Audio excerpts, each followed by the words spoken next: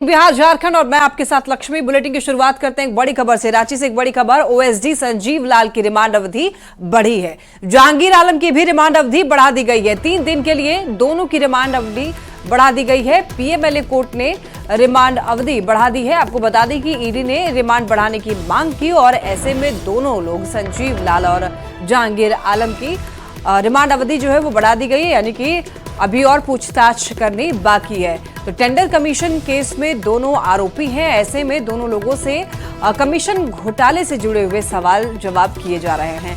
आपको बता दें कि 3 दिनों के लिए रिमांड का जो दिन है, अवधि है, वो बढ़ा दी गई है। रांची से बड़ी खबर। जमीन घोटाला मामला, इरशाद तापस घोष की रिमांड बढ़ी है। आपको बता दें कि 3 दिन के लिए रिमांड अवधि बढ़ गई है। संजीत कुमार की भी रिमांड अवधि बढ़ी और आपको ये बता दें कि तीनों की रिमांड 3 दिन के लिए बढ़ाई गई है। पीएमएलए कोर्ट ने रिमांड अवधि बढ़ाया। जमीन घोटाला मामले में सभी आरोपी हैं। मौके से ज्यादा जानकारी दे रहे हैं न्यूज 18 संवाददाता ओम प्रकाश।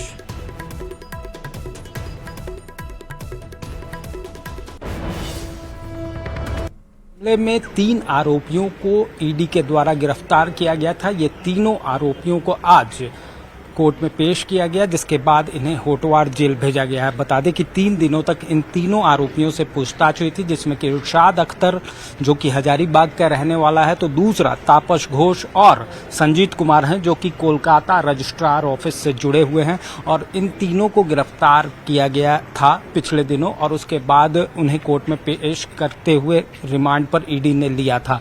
3 दिनों तक पूछताछ में कई अहम खुलासे इन लोगों के द्वारा किए गए हैं, जिसमें कि हेमंत सोरेन के कब्जे वाली जमीन से भी जो उसके पेपर थे, कागजात थे, उसके डीड को बनाने का काम जो है वो इरशाद अख्तर के द्वारा किया गया था। वहीं जो जानकारी है उसके अनुसार इस पूरे मामले में संजीत घोष और संजीत कुमार जो हैं वो तापस घोष और संजीत कुमार वो मुख्य आरोपी हैं।